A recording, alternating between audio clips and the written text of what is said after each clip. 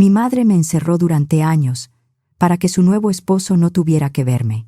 Después, gastó el dinero que mis abuelos enviaban para mi educación, y al cumplir 18, me echó con 2 cajas y una frase: «Eres lista, ya encontrarás la manera». Lo más cruel fue que la casa de la que me expulsó me pertenecía por el testamento de mi padre. Años después, cuando ella y su nueva familia se quedaron sin vivienda, me llamó llorando para pedirme que se las prestara. Entonces, le devolví las mismas palabras con las que me abandonó. Me llamo Lorena. Durante mucho tiempo no supe lo cerca que estuve de no nacer. Mi madre me contó años después que, cuando descubrió el embarazo, ella y mi padre apenas alcanzaban a pagar lo básico. Él tenía un empleo modesto y ambos rentaban un departamento pequeño en Morelia. Mis abuelos paternos se enteraron y reaccionaron de una forma que cambió nuestras vidas. Compraron una casa de 2 pisos en una colonia tranquila, cerca de una buena primaria, y la escrituraron a nombre de mi padre. También prometieron ayudar con los gastos mientras la familia se estabilizaba. No era un regalo sin límites. Querían que su hijo tuviera un hogar y que yo creciera con seguridad. Nací en esa casa. Durante mis primeros años, mi abuela y mi abuelo formaron parte de casi todos mis días. Me recogían cuando mi madre trabajaba, me llevaban al parque, leían cuentos y escondían dulces en sus bolsillos. Cuando entré a la primaria a los 5 años, esperaban a la salida y a veces comprábamos un helado antes de volver. Esos recuerdos fueron los más felices de mi infancia. Todo cambió una noche. Se suponía que yo dormía, pero los gritos me despertaron. Mis padres discutían en la sala. No entendí cada frase, aunque escuché traición. Ese bebé no es mío. Y quiero el divorcio. La puerta principal se cerró de golpe. Me asomé por la ventana y vi a mi padre caminar hacia el coche con una botella en la mano. Años después, supe que había bebido whisky. Lo vi arrancar con las llantas rechinando. Fue la última vez que lo vi con vida. A la mañana siguiente llegaron 2 agentes. Mi madre cayó al piso cuando le informaron que había perdido el control en una carretera mojada, salió del camino y murió antes de llegar al hospital. El funeral fue confuso. Yo sostenía la mano de mi madre y no entendía por qué mi padre estaba dentro de una caja ni por qué los adultos evitaban mirarme. Mis abuelos me abrazaron con tanta fuerza que casi no podía respirar. Sus caras estaban cubiertas de lágrimas. Después todo ocurrió con una rapidez que apenas pude procesar. En pocos meses mi madre presentó a Francisco, el hombre con quien había mantenido la relación que provocó la última discusión. Se casaron, y ella anunció otro embarazo. Mis abuelos intentaron mantenerse cerca durante ese periodo. Llamaban, enviaban cartas y aparecían en la escuela, pero mi madre comenzó a controlar cada contacto. Una tarde los vi esperar junto a la reja con una bolsa de libros. Ella habló con la directora y me sacaron por otra puerta. Esa noche aseguró que querían quitarle la casa y separarme de ella. Yo era demasiado pequeña para distinguir protección de manipulación. Poco después me cambió de plantel y bloqueó sus números. Cuando llegaban paquetes, desaparecían antes de que pudiera abrirlos. A ellos les decía que yo sufría crisis al escuchar sus nombres. A mí me decía que habían elegido olvidar a la nieta que les recordaba a su hijo. 2 mentiras opuestas mantuvieron separadas a personas que se necesitaban. «Vas a tener una hermanita», dijo con una sonrisa brillante. «¿No te emociona?». Asentí porque no sabía qué respuesta esperaba. Extrañaba a mi padre y también a mis abuelos, que dejaron de visitarme. Cuando pregunté por ellos, el rostro de mi madre se endureció. «No quieren saber nada de nosotras». Me abandonaron porque decidí formar otra familia. Después suavizó la voz. «Al menos tu padre dejó la casa y ellos prometieron mandar dinero para tus estudios. Debemos agradecer eso». Mi media hermana nació pocos meses después. Mamá afirmó que había sido prematura, pero con los años entendí la verdad. Ya estaba embarazada de Francisco cuando mi padre descubrió la relación. Aquella niña no tenía culpa de nada. Sin embargo, su llegada confirmó quiénes formarían la nueva familia y quién quedaría fuera. Francisco trabajaba como operador de transporte. Mi madre siguió como vendedora. No vivíamos con lujos, pero siempre había comida, ropa y servicios. Cada vez que preguntaba por dinero, Ella respondía que la casa era costosa y que mantenerme había agotado sus recursos. Desde el principio, mi padrastro dejó claro que mi presencia le molestaba. Durante la cena, me miraba con la mandíbula tensa. ¿No puedes mantener callada a esa niña? Quiero comer en paz. Mi madre corría a servirme otro plato. Lorena, ve a tu cuarto. Después te llevo la cena. Con el tiempo dejó de ser una excepción. Cualquier ruido lo irritaba, sobre todo si venía de mí. Cuando ella no estaba, se acercaba y hablaba en voz baja. Eres una mantenida, una carga. Deberías agradecer que te dejamos vivir aquí. Yo asentía mientras contenía las lágrimas. Tenía 6 años y no sabía cómo defenderme de un adulto que controlaba la casa. Con mi hermana era otra persona. La cargaba sobre las rodillas, compraba regalos y usaba una voz dulce. Aquí está la princesa de papá. Te traje una sorpresa. Mi madre, desesperada por evitar sus enojos, comenzó a ocultarme. Cuando escuchaba el motor de su camioneta, me mandaba a la recámara y cerraba la puerta por fuera. Pasaba horas escuchando la vida familiar del otro lado. Risas, conversaciones y cubiertos contra platos. Mi cena llegaba en una bandeja, a veces fría. No comprendía por qué debía comer sola, ni por qué no podía caminar por una casa que había pertenecido a mi padre. Cada día me sentía menos hija y más intrusa. Mi puerta no tenía seguro por dentro. La cerradura estaba en el pasillo para que Francisco decidiera cuándo podía salir. Si necesitaba ir al baño, golpeaba y esperaba. Mi madre decía que era una medida temporal para evitar problemas, pero duró años. Algunas noches se olvidaba de abrir hasta que él se dormía. Yo hacía la tarea en la cama y guardaba galletas en un cajón por si no llegaba la cena. Una vez, a los 9 años, tuve fiebre y vomité en el piso. Llamé durante varios minutos. Francisco subió furioso, no preocupado. Me acusó de hacerlo a propósito para llamar la atención. Mi madre limpió sin mirarme y me pidió que no volviera a alterarlo. Al día siguiente, fui a la escuela enferma, porque él no quería una niña estorbando en casa. Al crecer, el aislamiento empeoró. No me incluían en cumpleaños familiares, paseos o visitas a parientes de Francisco. Cuando alguien acudía a la casa, mi madre ordenaba que permaneciera en silencio. No queremos provocarlo. Ya sabes cómo se pone. Sí sabía. Había escuchado puertas azotarse, vasos romperse y muebles golpeados cuando algo no le gustaba. Así que obedecía. Aprendí a caminar sin ruido, a no pedir y a desaparecer. Las pocas ocasiones en que acompañaba a mi madre al supermercado no tenían nada de paseo. Ella vigilaba el reloj. Debemos volver antes que Francisco. En la escuela me volví tímida. Casi no hablaba con otros niños. En mi cuarto, en cambio, inventaba mundos donde yo era valiente. Tenía amigos y siempre había alguien esperando mi regreso. Escribir no comenzó como un talento. Comenzó como un lugar donde podía existir. Llenaba cuadernos con niñas que escapaban de castillos, animales que encontraban familias nuevas y puertas que solo se abrían desde adentro.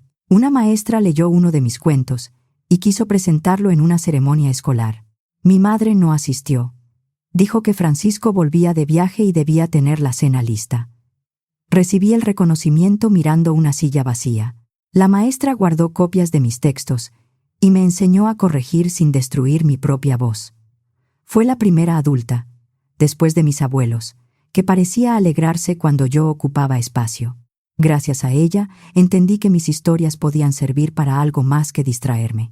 A los 16 años, encontré en Internet una editorial mexicana que buscaba voces nuevas para literatura infantil y juvenil. Envié 2 cuentos sin esperar respuesta. Una semana después, una editora me escribió para pedir más material. Por ser menor, necesitaba autorización de mi madre para firmar el contrato. Le expliqué que serían colaboraciones remotas y que no interferirían con la escuela. Casi no prestó atención. Firmó porque creyó que ganaría poco y que así dejaría de pedirle dinero. La editorial publicó mis historias y luego me invitó a desarrollar contenidos para aplicaciones educativas. Por primera vez alguien valoraba mis ideas. Los pagos llegaban a una cuenta juvenil que mi madre había abierto conmigo, pero yo revisaba cada movimiento y guardaba los comprobantes. Al cumplir 18, transferí lo ahorrado a una cuenta personal. El primer contrato pagó 6,000 pesos por un cuento ilustrado. Después llegaron encargos mensuales y regalías pequeñas. No era una fortuna, pero para una adolescente sin gastos sociales se acumuló. Compré una computadora usada, pagué una conexión estable y guardé el resto. Mi editora nunca supo que trabajaba detrás de una puerta cerrada por fuera. Mi madre preguntaba algunas veces cuánto ganaba. Yo respondía con cifras menores porque había aprendido que cualquier recurso mío podía convertirse en una obligación familiar. Aún así, no imaginaba la magnitud del dinero que ella ya recibía de mis abuelos. Una tarde, después de recibir un pago importante, cometí el error de buscar su aprobación. Francisco estaba en un viaje largo y mi hermana visitaba a una amiga. Encontré a mi madre en la cocina. Quiero contarte algo. Llevo tiempo escribiendo para una editorial. Publican mis cuentos y me pagan bastante bien. Sus ojos se abrieron. Lorena, qué maravilla. Siempre supe que eras inteligente. El elogio, tan raro, me llenó de calor. Duró pocos segundos. Su expresión se volvió calculadora. Llegó en el momento perfecto. Estamos pasando dificultades. Esta casa es grande, mantenerla cuesta mucho y criarte tampoco ha sido barato. Estamos agotados de cubrir tus necesidades. Sentí como si me hubiera golpeado. Yo comía encerrada, no viajaba y usaba la misma ropa durante años. ¿Cómo podía ser el gasto que los estaba hundiendo? ¿Recuerdas el dinero para la universidad? Continuó sin mirarme. Tuvimos que usarlo en reparaciones y gastos de la casa. Pero ahora ganas por tu cuenta, así que puedes mantenerte sola. No contesté. Francisco y yo hablamos. Después de tu graduación tendrás que mudarte. Queremos ampliar la recámara de tu hermana y ella necesita tu espacio. ¿A dónde voy a ir? Se encogió de hombros. Eres lista, tienes ahorros, ya encontrarás la manera. Salió de la cocina y me dejó frente a una mesa vacía. En una conversación, había perdido el supuesto fondo universitario, mi habitación y cualquier ilusión de que mi madre se preocupara por mi destino. Los meses previos a la graduación fueron una mezcla de ansiedad y cansancio. Durante el día me esforzaba por terminar la preparatoria con buenas calificaciones. Por la noche escribía y corregía hasta que me dolían los ojos. Ahorraba todo lo posible, pero las cifras no alcanzaban para renta, alimentos, transporte, libros y colegiatura. Investigué universidades públicas y becas. Aún con cuotas bajas, necesitaba tiempo para presentar exámenes y reunir documentos. El plan educativo que mis abuelos supuestamente financiaban había desaparecido sin que yo supiera cuánto dinero existió. Intenté hablar otra vez con mi madre. He revisado los costos y no creo poder estudiar este año. Me interrumpió. Ya discutimos esto. A partir de ahora estás sola. Vas a resolverlo. El día de la graduación debería haber sido una celebración. Volví a casa con el diploma y una sensación de vacío. A la mañana siguiente, mi madre apareció en la puerta con 2 cajas de cartón. Es hora de empacar. Tu hermana está emocionada por tener una recámara más grande. Guardé ropa, cuadernos, la computadora y los pocos objetos que me importaban. Mamá ayudó a bajar las cajas. En el corredor me dio un abrazo rápido. Buena suerte. La puerta se cerró detrás de mí. Permanecí varios minutos frente a la casa donde había nacido, con todo lo que poseía a mis pies. Después cargué las cajas hasta un taxi y me marché. Había preparado una mochila con documentos, contratos y el dinero necesario para el depósito. La editorial sabía que cambiaría de dirección y una compañera del trabajo remoto me acompañó a firmar el arrendamiento. Sin esa ayuda, habría terminado en un hotel barato o durmiendo en alguna estación. Mi madre no conocía el domicilio y no lo pidió. Esa primera noche me senté en el suelo porque no tenía mesa. El estudio contenía una cama angosta, una parrilla eléctrica y un baño con humedad.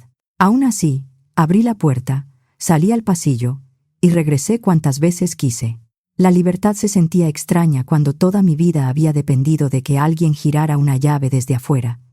Con mis ahorros, renté un estudio de una sola habitación en una zona económica de Morelia. Pagaba 5,000 pesos al mes. El edificio era viejo, las tuberías fallaban y el ruido de las patrullas me despertaba algunas noches. Pero nadie podía encerrarme allí. Pospuse la universidad. No era una decisión libre, sino la única forma de sobrevivir. Llamé a la editorial y pedí más trabajo. «Nos han impresionado tus textos», dijo mi editora. «¿Te gustaría escribir una colección de cuentos y ayudar con las ilustraciones?» Acepté sin pensarlo. Trabajaba desde la mañana hasta la madrugada. La exigencia era alta, pero amaba construir historias para niños. Por primera vez, tenía un propósito que no dependía de mantener contento a Francisco. Vivir sola no fue sencillo. Aprendí a preparar comidas baratas, controlar cada gasto y moverme en transporte público. Hice amistad con 2 jóvenes del edificio que también intentaban sostenerse sin apoyo familiar. Nos turnábamos para cocinar y cuidábamos nuestros departamentos cuando alguien viajaba. Ahorrar para estudiar seguía siendo difícil. Cada avance desaparecía con una reparación de la computadora, una fuga de agua o una consulta médica después de una gripe fuerte. No gastaba en lujos. Aún así, la universidad parecía alejarse. Había pasado un año desde que me echaron cuando apareció en mi teléfono un número que nunca esperaba volver a ver. «Lorena, cariño», dijo mi madre con una dulzura desconocida. «Te extraño mucho. ¿Por qué no vienes este fin de semana?» La sospecha fue inmediata. Sin embargo, la curiosidad pudo más. Acepté y llevé una mochila por si debía pasar la noche. Al llegar, mi madre me abrazó con exageración y preguntó por mi trabajo. Parecía una actriz interpretando a una mujer afectuosa. «Debes estar cansada. Dormirás en la recámara de tu hermana. Ella puede usar el cuarto de visitas». Mi hermana adolescente puso los ojos en blanco, pero no discutió. Aquella amabilidad no se parecía a nada de lo vivido antes de mi expulsión. A la mañana siguiente escuché voces en la cocina. Bajé y me detuve en la puerta. Sentados a la mesa estaban 2 ancianos que no veía desde hacía más de una década y que reconocí de inmediato. Mi abuela se levantó. «Lorena, ¿cuánto has crecido?» Mis abuelos explicaron que pronto se mudarían a una residencia para adultos mayores. Antes querían comprobar que yo estuviera bien. «Cuéntanos de la universidad», dijo mi abuelo. «¿Qué estás estudiando?» Abrí la boca, pero mi madre se adelantó. «Le va de maravilla. Es de las mejores de su generación». La miré sin comprender cómo mentía con tanta facilidad. Mis abuelos parecieron contentos, aunque siguieron preguntando. «Nos gustaría hablar con ella a solas», pidió mi abuela. El pánico cruzó la cara de mi madre. «No hace falta. Lorena está muy ocupada. De hecho, pronto tendrá que regresar». Desvió la conversación. Contestó por mí y terminó la visita antes de tiempo. Cuando mis abuelos se despidieron, la abuela me apretó el brazo y deslizó una tarjeta en mi mano. Apenas su coche se alejó, la sonrisa de mi madre desapareció. «Ya cumplimos. Será mejor que vuelvas a tu departamento». No preguntó si quería desayunar ni cómo llegaría. Me acompañó hasta la puerta con la misma frialdad de siempre. En cuanto regresé a mi estudio, saqué la tarjeta. Llamé con los dedos temblando. «¿Bueno?», respondió la voz cálida de mi abuela. «Soy Lorena». Hablamos durante casi una hora. Había alegría, culpa y preocupación en cada frase. Antes de colgar acordamos que ellos irían a verme al día siguiente. Les di mi dirección con una mezcla de ilusión y miedo. Limpié el departamento de arriba abajo. Ordené mis pocas pertenencias, compré flores económicas y horneé galletas de canela, las favoritas de mi abuela. Casi no dormí. A la mañana siguiente tocaron la puerta. Durante varios segundos nos miramos sin saber cómo recuperar tantos años. Mi abuela dio el primer paso y me abrazó. «Mírate, ya eres una mujer». Al entrar, ambos recorrieron con la vista el espacio reducido. Mi abuelo frunció el ceño. «¿Por qué vives aquí?» Tu madre aseguró que seguías en la casa mientras estudiabas. Antes de que respondiera, comenzaron a contarme su versión. Mi abuela vio la cama junto a la mesa de trabajo y preguntó dónde guardaba los libros de la universidad. Mi abuelo observó el recibo de renta pegado al refrigerador. Ninguno necesitaba mucha experiencia para entender que aquello no coincidía con la vida cómoda descrita por mi madre. «Ayer dijiste muy poco», comentó él. «Pero tu cara cambió cada vez que ella contestaba por ti. Por eso quisimos darte el número sin que lo viera. Saqué mi diploma, los contratos y una carpeta de gastos. No intentaba demostrar pobreza. Necesitaba demostrar que la historia contada sobre mí no existía. Nunca quisieron desaparecer de mi vida. Después del funeral, mi madre les prohibió entrar y amenazó con denunciar acoso si insistían. Cambió mi escuela sin avisarles, devolvió regalos y afirmó que yo tenía miedo de verlos porque los culpaba por la muerte de mi padre. Ellos buscaron asesoría, pero durante años aceptaron comunicaciones indirectas para no empeorar el conflicto. También me revelaron la verdad de la última noche. Mi padre descubrió que mi madre mantenía una relación con Francisco y que estaba embarazada. Quiso divorciarse. Salió de la casa después de la discusión. Bebió y tomó la decisión fatal de conducir. Después vino lo que cambió mi vida. Mi padre había dejado un testamento ante notario. Yo era la heredera de la casa. Como era menor, mi madre debía administrarla en mi beneficio hasta que alcanzara la mayoría de edad. La sucesión nunca se concluyó correctamente, porque ella evitó presentar varios documentos y siguió ocupando el inmueble como si fuera suyo. Además, enviamos dinero cada mes para tu manutención, explicó mi abuela mientras me sujetaba la mano. 12,000 pesos al principio. Cuando terminaste la preparatoria, lo aumentamos a 20,000, porque tu madre dijo que estabas en la universidad.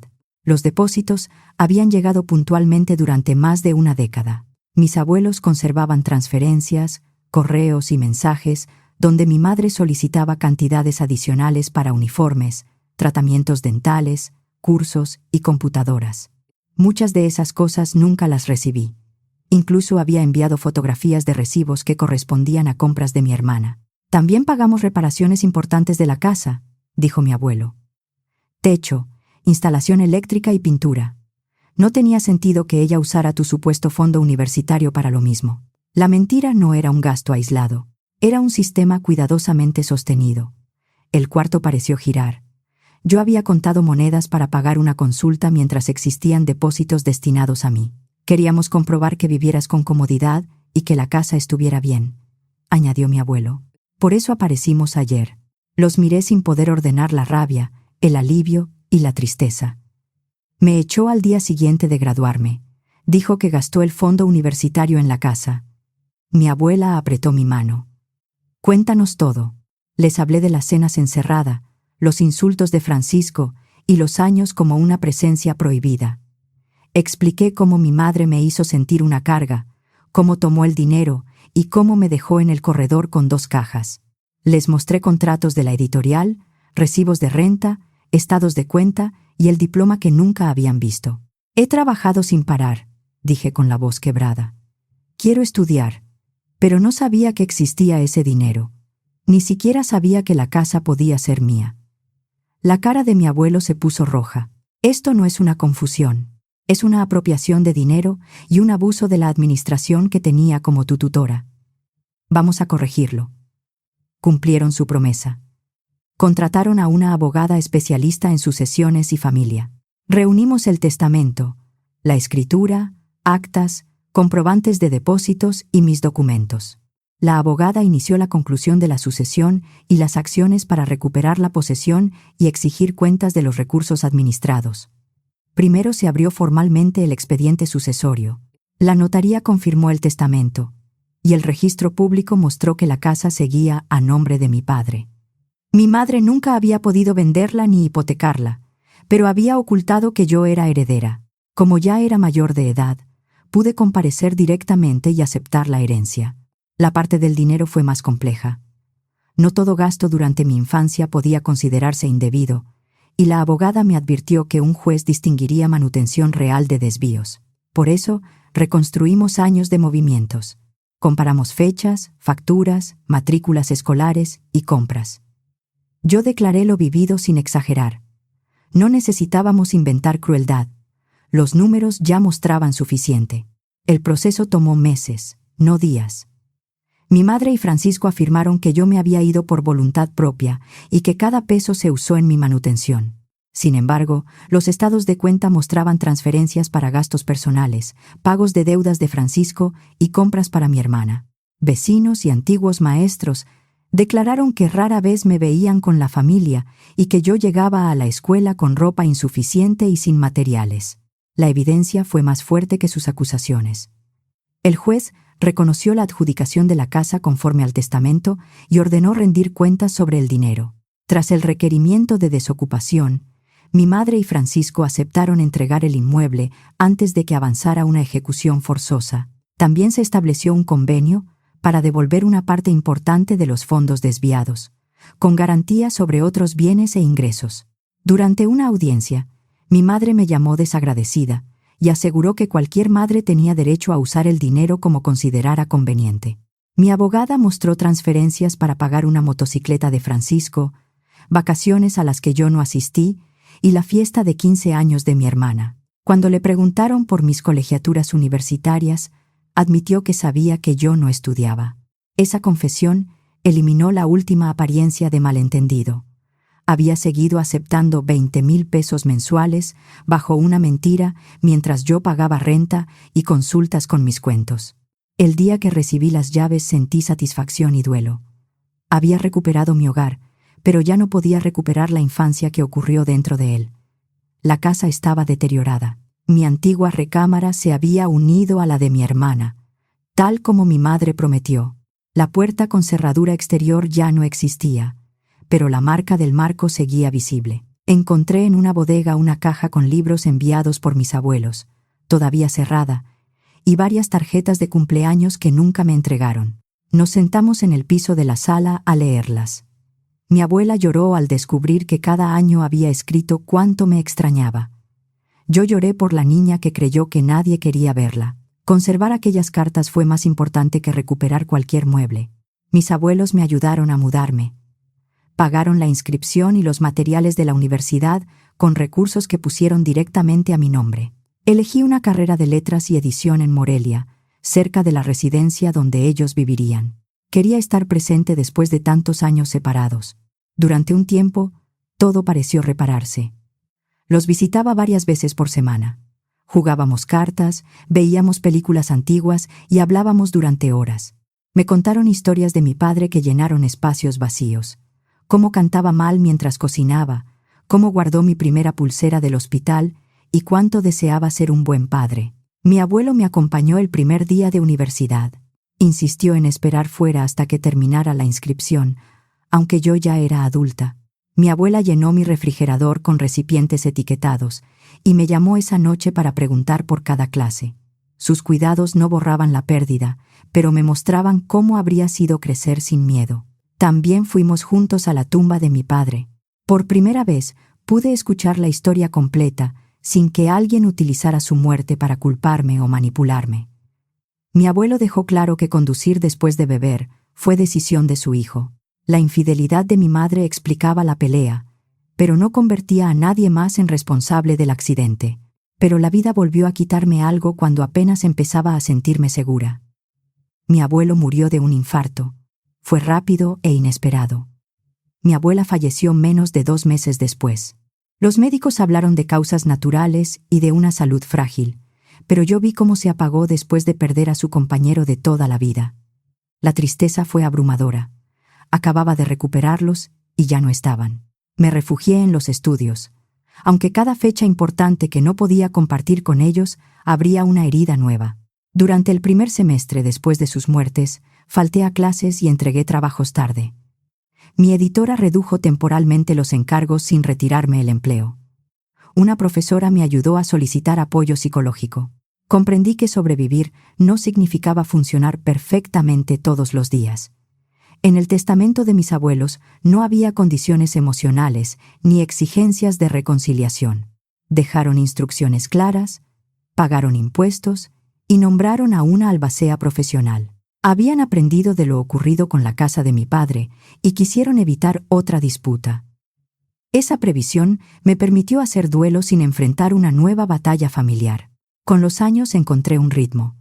Me gradué con honores y obtuve un puesto en la misma editorial que me había dado una oportunidad a los 16. Primero trabajé como autora y después como editora de literatura infantil. Mis abuelos me dejaron sus ahorros y su casa. Compré un departamento cómodo cerca de la oficina y renté tanto la vivienda de ellos como mi casa de infancia mediante contratos formales. Los ingresos cubrían mantenimiento, impuestos y parte de mis ahorros. Por primera vez tenía estabilidad, amigos y una vida que no dependía del miedo. No gasté la herencia de inmediato. Trabajé con una contadora y una asesora para crear reservas de mantenimiento, pagar el predial y contratar seguros. La casa de infancia se rentó por 14,000 pesos al mes. La de mis abuelos, un poco más. Una parte de ese ingreso financió mis estudios y otra quedó invertida. Seguí escribiendo. Algunos de mis libros hablaban de niños que encontraban adultos confiables después de crecer en hogares difíciles. Nunca copiaba mi historia, pero entendía bien la necesidad de que un lector pequeño encontrara una puerta abierta en una página. Una tarde de domingo sonó el teléfono. El número no estaba guardado, pero lo reconocí. Lorena, cariño, comenzó mi madre con aquella dulzura falsa. ¿Cómo estás? Antes de que respondiera, explicó el problema. Mi hermana estaba embarazada y su pareja la había abandonado. Ella, mi madre y Francisco vivían apretados en un departamento rentado. Habían acumulado deudas y ya no podían sostenerlo. No tenemos a dónde ir, sollozó. Pensé que quizá podríamos quedarnos en tu casa de infancia, solo hasta recuperarnos. Según explicó, mi hermana no podía trabajar durante los últimos meses del embarazo. Francisco había perdido varias rutas y mi madre acumulaba pagos atrasados. Prometió cubrir servicios y marcharse en 6 meses. No mencionó la deuda del convenio ni los depósitos desviados. Hablaba como si la casa hubiera permanecido vacía esperando su regreso. Le expliqué que había inquilinos con contrato vigente, una familia con hijos que cuidaba el lugar. Mi madre respondió que podía pedirles que se fueran porque la sangre era primero. Ni siquiera consideró que desalojar a una familia cumplida por su conveniencia sería injusto y posiblemente ilegal. Escuché en silencio. Años atrás me había dejado en ese mismo corredor sin importar dónde dormiría. Ahora hablaba de familia porque necesitaba la propiedad que intentó ocultarme. Somos tu familia, insistió. Necesitamos tu ayuda. Los recuerdos regresaron, la puerta cerrada por fuera, las cenas frías, los insultos y las cajas en el piso. Qué interesante que uses esa palabra, respondí. ¿Dónde estaba la familia cuando me encerrabas para que Francisco no me viera? ¿Dónde estaba cuando gastaste el dinero de mi educación y me echaste sin un lugar al cual ir? Eso ocurrió hace mucho. Tienes que superarlo. No está en el pasado. Me llamas ahora porque quieres algo mío. Igual que cuando descubriste que ganaba dinero escribiendo. Guardó silencio, buscando otra forma de presionarme. Mi consejo es que resuelvan sus propios problemas. Encuentren la manera. Eso fue lo que me dijiste cuando tenía 18 años. Lorena, por favor, buena suerte. La van a necesitar. Colgué y bloqueé el número. La mano me temblaba, pero podía respirar. Durante años cargué con la idea de que el rechazo de mi madre decía algo sobre mi valor. Aquella llamada confirmó lo contrario. Solo se acercaba cuando creía que podía obtener dinero, techo o obediencia. No celebré que estuvieran en dificultades. Tampoco iba a entregarles una casa para evitarles las consecuencias de sus decisiones. Mi hogar de infancia continuó rentado a una familia que pagaba a tiempo y cuidaba el inmueble. Yo mantuve los contratos, los límites y la paz que tanto me había costado construir. Mis abuelos no pudieron devolverme los años perdidos, pero me dejaron algo más que propiedades. Me enseñaron que el amor verdadero no exige que una persona desaparezca para que otra esté cómoda. Mi madre me echó convencida de que siempre seguiría siendo aquella niña asustada detrás de una puerta. Cuando regresó a pedirme la casa, encontró a una mujer que por fin sabía abrirla o cerrarla por decisión propia.